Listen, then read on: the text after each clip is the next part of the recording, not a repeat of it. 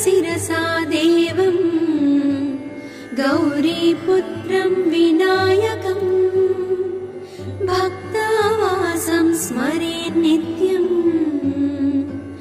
आयुः कामार्थसिद्धये। प्रथमं वक्रतुण्डं च एकदन्तं द्वितीयकं तृतीयं कृष्णपिङ्गाक्षं गजवक्त्रं चतुर्थकम् लम्बोदरं पञ्चमं च षष्ठं विकटमेव च सप्तमं विघ्नराजं च धूम्रवर्णं तथाष्टमम् नवमं फालचन्द्रं च दशमं तु विनायकम् एकादशं गणपतिं द्वादशं तु गजाननम् द्वादशैतानि नामानि त्रिसन्ध्यं यः पठेन्नरः न च विघ्नभयं तस्य सर्वसिद्धिकरं प्रभो। विद्यार्थी लभते विद्यां धनार्थी लभते धनम् पुत्रार्थी लभते पुत्रान् मोक्षार्थी लभते गतिम्। जपेत् गणपति स्तोत्रम् षट्भिर्मासैः फलं लभेत् संवत्सरेण सिद्धिं च लभते नात्र संशयः। अष्टभ्यो ब्राह्मणेभ्यश्च लिखित्वा यः समर्पयेत् तस्य विद्या भवेत् सर्वा गणेशस्य प्रसादतः। तस्य विद्या भवेत् सर्वा गणेशस्य प्रसादतः इति श्रीनारदपुराणे सङ्कटनाशन गणेशस्तोत्रं सम्पूर्णम्।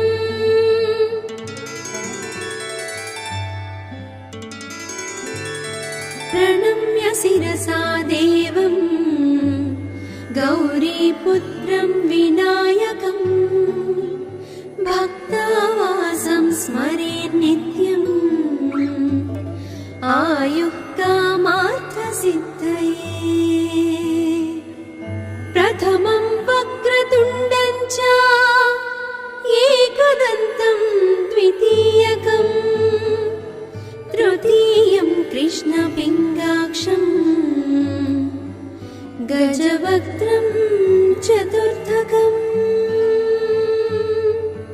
लम्बोदरं पञ्चमं च षष्ठं विकटमेव च सप्तमं विघ्नराजं च धूम्रवर्णं तथाष्टमम् नवमं फालचन्द्रं च दशमं तु विनायकम् एकादशं गणपतिं द्वादशं तु गजाननम् द्वादशैतानि नामानि त्रिसन्ध्यं यः पठेन्नरः न च विघ्नभयं तस्य सर्वसिद्धिकरं प्रभो। विद्यार्थी लभते विद्यां धनार्थी लभते धनम् पुत्रार्थी लभते पुत्रान् मोक्षार्थी लभते गतिम्।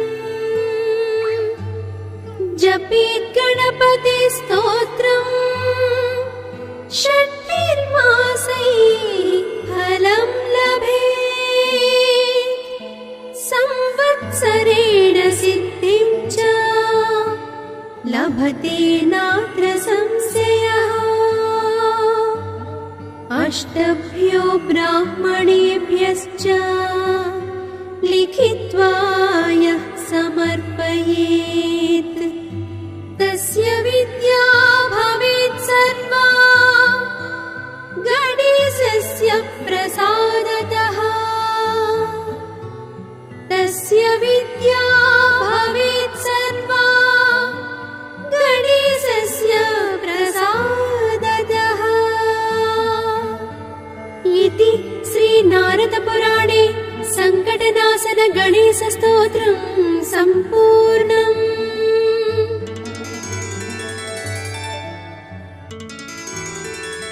प्रणम्य शिरसा देवं गौरीपुत्रं विनायकं भक्तावासं स्मरेत् नित्यम्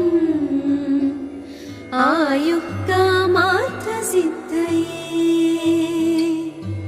प्रथमं वक्रतुण्डं च एकदन्तं द्वितीयकम् तृतीयं कृष्णपिङ्गाक्षं गजवक्त्रं चतुर्थकम् लम्बोदरं पञ्चमं च षष्ठं विकटमेव च सप्तमं विघ्नराजं च धूम्रवर्णं तथाष्टमम् नवमं फालचन्द्रं च दशमं तु विनायकम् एकादशं गणपतिं द्वादशं तु गजाननम् द्वादशैतानि नामानि त्रिसन्ध्यं यः पठेन्नरः न च विघ्नभयं तस्य सर्वसिद्धिकरं प्रभो। विद्यार्थी लभते विद्यां धनार्थी लभते धनम् पुत्रार्थी लभते पुत्रान् मोक्षार्थी लभते गतिम्। जपेत् गणपति स्तोत्रम् षट्निर्मासैः फलं लभेत् संवत्सरेण सिद्धिं च लभते नात्र संशयः। अष्टभ्यो ब्राह्मणेभ्यश्च लिखित्वा यः समर्पयेत् तस्य विद्या भवेत् सर्वा गणेशस्य प्रसादतः। तस्य विद्या भवेत् सर्वा गणेशस्य प्रसादतः। इति श्रीनारदपुराणे सङ्कटनाशन गणेशस्तोत्रं सम्पूर्णम्।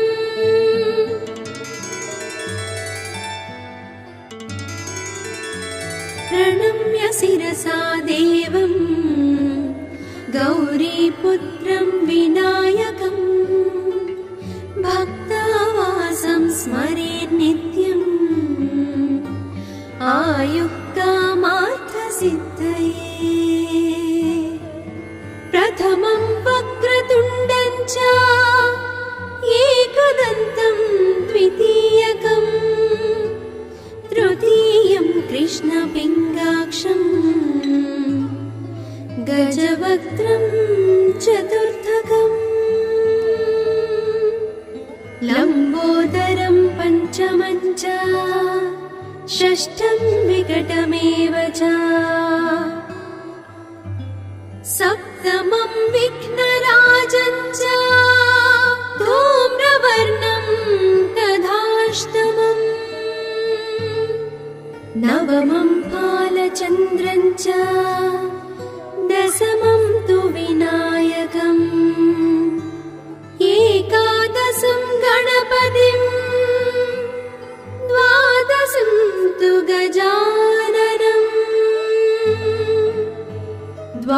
द्वादशैतानि नामानि त्रिसन्ध्यं यः पठेन्नरः न च विघ्नभयं तस्य सर्वसिद्धिकरं प्रभो विद्यार्थी लभते विद्यां धनार्थी लभते धनम् पुत्रार्थी लभते पुत्रान् मोक्षार्थी लभते गतिम् जपेत् गणपति स्तोत्रम् षट्भिर्मासैः फलं लभेत् संवत्सरेण सिद्धिं च लभते नात्र संशयः अष्टभ्यो ब्राह्मणेभ्यश्च लिखित्वा यः समर्पयेत् तस्य विद्या भवेत् सर्वा गणेशस्य प्रसादतः तस्य विद्या भवेत् सर्वा गणेशस्य प्रसादतः इति श्रीनारदपुराणे सङ्कटनाशन गणेशस्तोत्रं सम्पूर्णम्।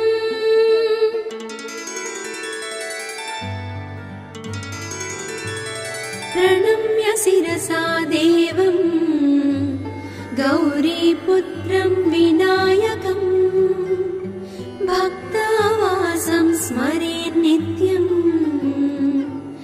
आयुः कामार्थसिद्धये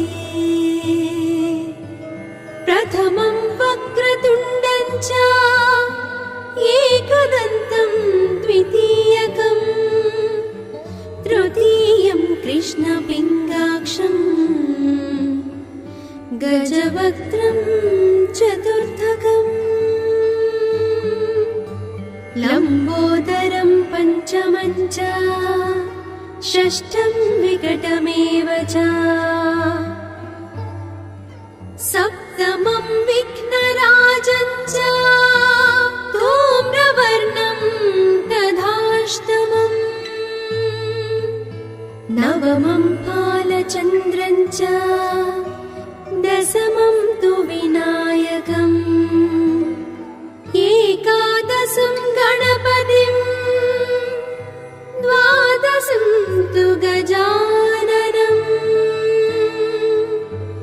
द्वादशैतानि नामानि त्रिसन्ध्यं यः पठेन्नरः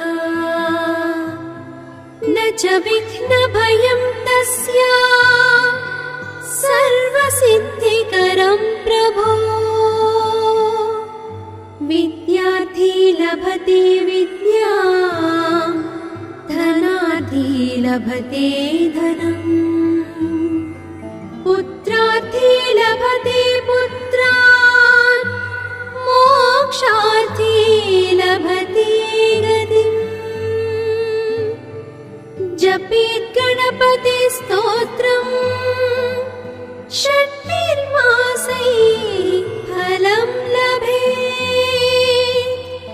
संवत्सरेण सिद्धिं च लभते नात्र संशयः अष्टभ्यो ब्राह्मणेभ्यश्च लिखित्वा यः समर्पयेत् तस्य विद्या भवेत् सर्वा गणेशस्य प्रसादतः तस्य विद्या भवेत् सर्वा गणेशस्य प्रसादतः इति श्रीनारदपुराणे सङ्कटनाशन गणेशस्तोत्रं सम्पूर्णम्।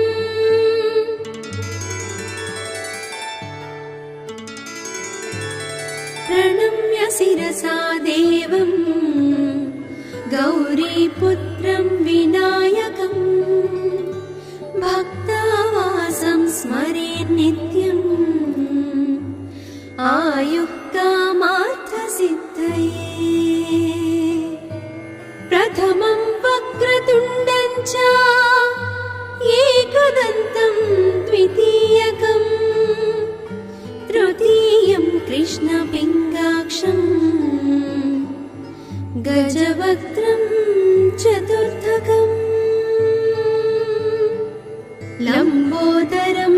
पञ्चमं च षष्ठं विकटमेव च सप्तमं विघ्नराजं च धूम्रवर्णं तथाष्टमम्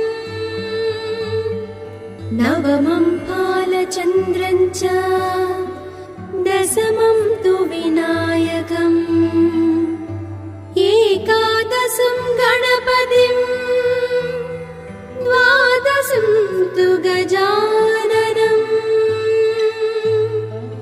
द्वादशैतानि नामानि त्रिसन्ध्यं यः पठेन्नरः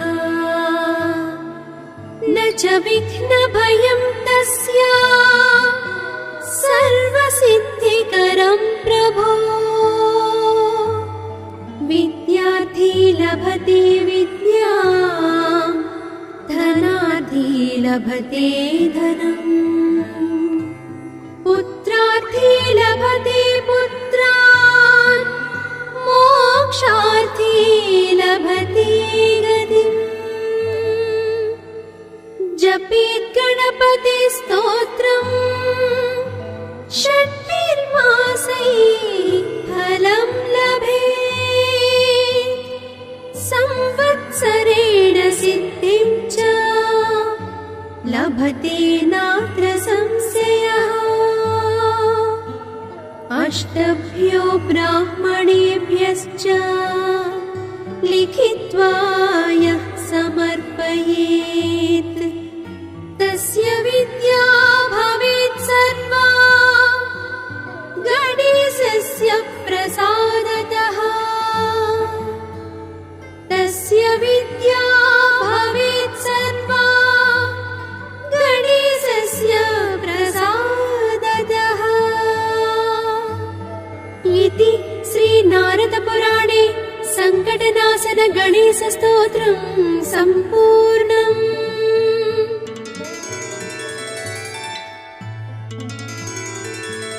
प्रणम्य शिरसा देवं गौरीपुत्रं विनायकम् भक्तावासं स्मरेन् नित्यम्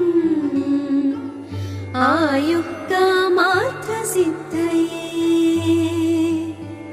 प्रथमं वक्रतुण्डं च एकदन्तं द्वितीयकम् तृतीयं कृष्णपिङ्गाक्षम् गजवक्त्रं चतुर्थकम् लम्बोदरं पञ्चमं च षष्ठं विकटमेव च सप्तमं विघ्नराजं च धूम्रवर्णं तथाष्टमम् नवमं फालचन्द्रं च दशमं तु विनायकम् एकादशं गणपतिं द्वादशं तु गजाननम् द्वादशैतानि नामानि त्रिसन्ध्यं यः पठेन्नरः न च विघ्नभयं तस्य सर्वसिद्धिकरं प्रभो विद्यार्थी लभते विद्यां धनार्थी लभते धनम् पुत्रार्थी लभते पुत्रान् मोक्षार्थी लभते गतिम् जपेत् गणपति स्तोत्रम् षट्भिर्मासैः फलं लभेत् संवत्सरेण सिद्धिं च लभते नात्र संशयः अष्टभ्यो ब्राह्मणेभ्यश्च लिखित्वा यः समर्पयेत् तस्य विद्या भवेत् सर्वा गणेशस्य प्रसादतः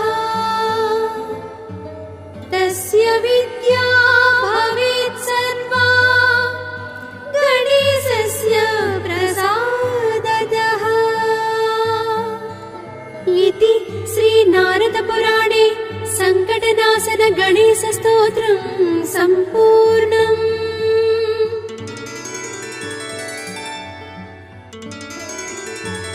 प्रणम्य शिरसा देवं गौरीपुत्रं विनायकं भक्तावासं स्मरेन् नित्यम् आयुः कामार्थसिद्धये। प्रथमं वक्रतुण्डं च एकदन्तं द्वितीयकम् तृतीयं कृष्णपिङ्गाक्षं गजवक्त्रं चतुर्थकम् लम्बोदरं पञ्चमं च षष्ठं विकटमेव च सप्तमं विघ्नराजं च धूम्रवर्णं तथाष्टमम् नवमं फालचन्द्रं च दशमं तु विनायकम् एकादशं गणपतिं द्वादशं तु गजाननम् द्वादशैतानि नामानि त्रिसन्ध्यं यः पठेन्नरः न च विघ्नभयं तस्य सर्वसिद्धिकरं प्रभो। विद्यार्थी लभते विद्यां धनार्थी लभते धनम् पुत्रार्थी लभते पुत्रान् मोक्षार्थी लभते गतिम्। जपेत् गणपति स्तोत्रम् षट्भिर्मासैः फलं लभेत् संवत्सरेण सिद्धिं च लभते नात्र संशयः।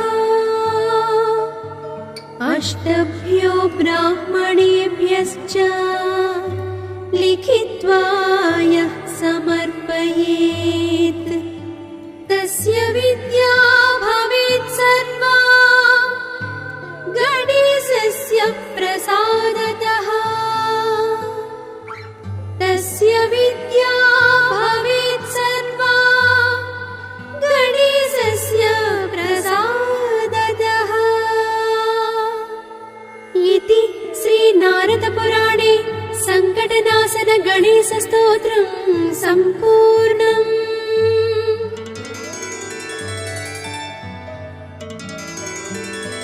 प्रणम्य शिरसा देवं गौरीपुत्रं विनायकं भक्तावासं स्मरेन् नित्यम् आयुः कामार्थसिद्धये। प्रथमं वक्रतुण्डं च एकदन्तं द्वितीयकम् तृतीयं कृष्णपिङ्गाक्षं गजवक्त्रं चतुर्थकम् लम्बोदरं पञ्चमं च षष्ठं विकटमेव च सप्तमं विघ्नराजं च धूम्रवर्णं तथाष्टमम्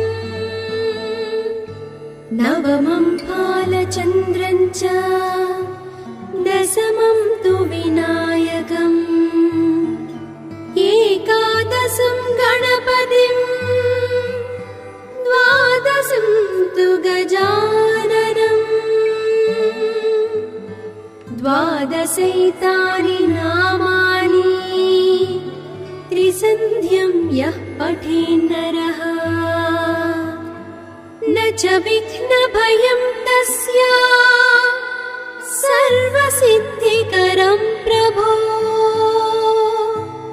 विद्यार्थी लभते विद्यां धनार्थी धनार्थी लभते धनम् पुत्रार्थी लभते पुत्रान् मोक्षार्थी लभते गतिम्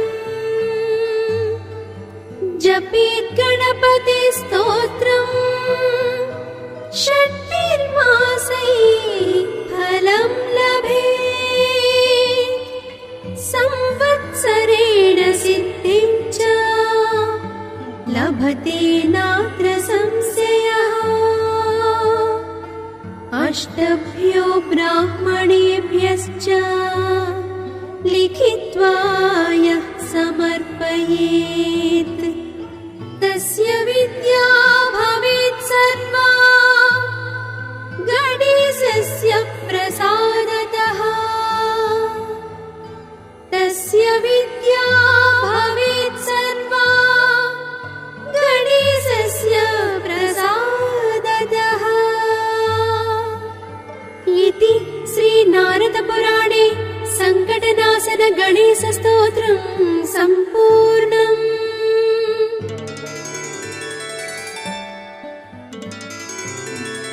प्रणम्य शिरसा देवं गौरीपुत्रं विनायकं भक्तावासं स्मरेत् नित्यम् आयुः कामार्थसिद्धये प्रथमं वक्रतुण्डं च एकदन्तं द्वितीयकम् तृतीयं कृष्णपिङ्गाक्षं गजवक्त्रं चतुर्थकम् लम्बोदरं पञ्चमं च षष्ठं विकटमेव च सप्तमं विघ्नराजं च धूम्रवर्णं तथाष्टमम् नवमं फालचन्द्रं च दशमं तु विनायकम् एकादशं गणपतिं द्वादशं तु गजाननम्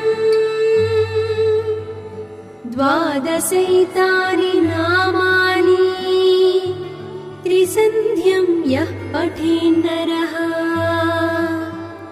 न च विघ्नभयं तस्य सर्वसिद्धिकरं प्रभो विद्यार्थी लभते विद्यां धनार्थी लभते धनम् पुत्रार्थी लभते पुत्रान् मोक्षार्थी लभते गतिम् जपेत् गणपति स्तोत्रम् षट्भिर्मासैः फलं लभेत् संवत्सरेण सिद्धिं च लभते नात्र संशयः अष्टभ्यो ब्राह्मणेभ्यश्च लिखित्वा यः समर्पयेत् तस्य विद्या भवेत् सर्वा गणेशस्य प्रसादतः तस्य विद्या भवेत् सर्वा गणेशस्य प्रसादतः इति श्रीनारदपुराणे सङ्कटनाशन गणेशस्तोत्रं सम्पूर्णम्।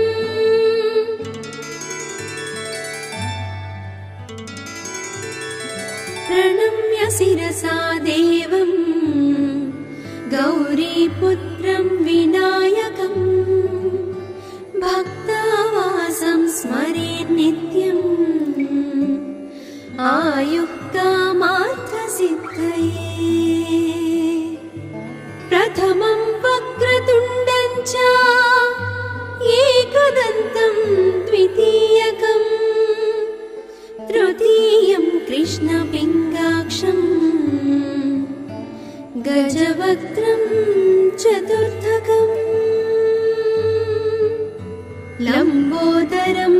पञ्चमं च षष्ठं विकटमेव च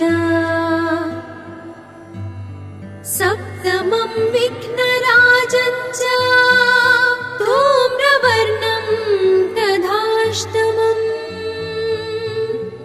नवमं फालचन्द्रं च दशमं तु विनायकम् एकादशं गणपतिम् द्वादशं तु गजाननम् द्वादशैतानि नामानि त्रिसन्ध्यं यः पठेन्नरः न च विघ्नभयं तस्य सर्वसिद्धिकरं प्रभो विद्यार्थी लभते विद्यां धनार्थी लभते धनम् पुत्रार्थी लभते पुत्रान् मोक्षार्थी लभते गतिम् जपेत् गणपति स्तोत्रम् षट्भिर्मासैः फलं लभेत् संवत्सरेण सिद्धिं च लभते नात्र संशयः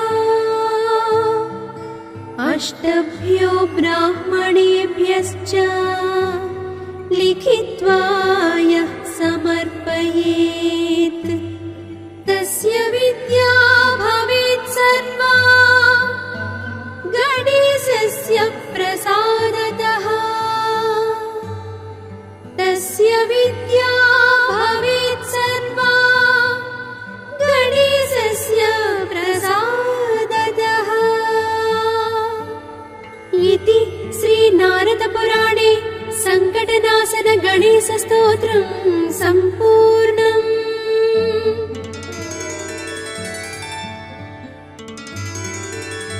प्रणम्य शिरसा देवं गौरीपुत्रं विनायकम् भक्तावासं स्मरेन् नित्यम् आयुः कामार्थसिद्धये प्रथमं वक्रतुण्डं च एकदन्तं द्वितीयकम् तृतीयं कृष्णपिङ्गाक्षम् गजवक्त्रं चतुर्थकम् लम्बोदरं पञ्चमं च षष्ठं विकटमेव च सप्तमं विघ्नराजं च धूम्रवर्णं तथाष्टमम् नवमं फालचन्द्रं च दशमं तु विनायकम् एकादशं गणपतिम् द्वादशं तु गजाननम् द्वादशैतानि नामानि त्रिसन्ध्यं यः पठेन्नरः न च विघ्नभयं तस्य सर्वसिद्धिकरं प्रभो विद्यार्थी लभते विद्यां धनार्थी लभते धनम् पुत्रार्थी लभते पुत्रान् मोक्षार्थी लभते गतिम् जपेत् गणपति स्तोत्रम् षट्भिर्मासैः फलं लभेत् संवत्सरेण सिद्धिं च लभते नात्र संशयः अष्टभ्यो ब्राह्मणेभ्यश्च लिखित्वा यः समर्पयेत् तस्य विद्या भवेत् सर्वा गणेशस्य प्रसादतः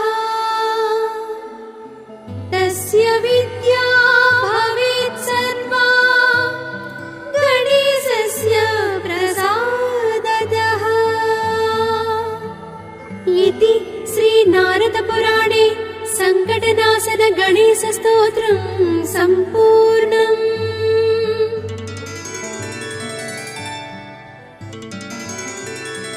प्रणम्य शिरसा देवं गौरीपुत्रं विनायकं भक्तावासं स्मरेत् नित्यम् आयुः कामार्थसिद्धये। प्रथमं वक्रतुण्डं च एकदन्तं द्वितीयकम् तृतीयं कृष्णपिङ्गाक्षं गजवक्त्रं चतुर्थकम् लम्बोदरं पञ्चमं च षष्ठं विकटमेव च सप्तमं विघ्नराजं च धूम्रवर्णं तथाष्टमम् नवमं फालचन्द्रं च दशमं तु विनायकम् एकादशं गणपतिं द्वादशं तु गजाननम् द्वादशैतानि नामानि त्रिसन्ध्यं यः पठेन्नरः न च विघ्नभयं तस्य सर्वसिद्धिकरं प्रभो।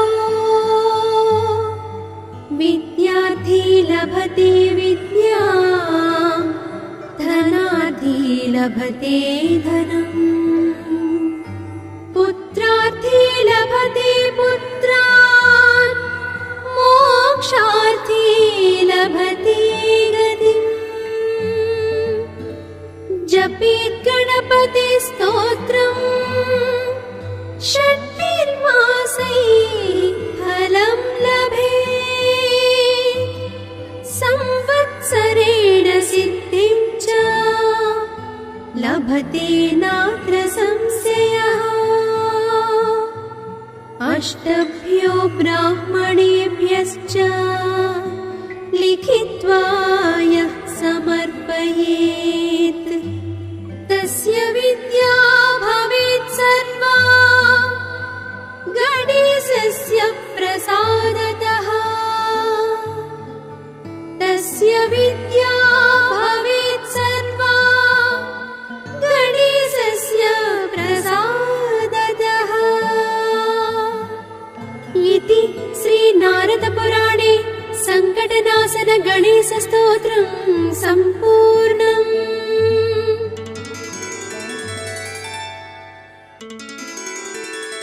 प्रणम्य शिरसा देवं गौरीपुत्रं विनायकं भक्तावासं स्मरेत् नित्यम् आयुः कामार्थसिद्धये।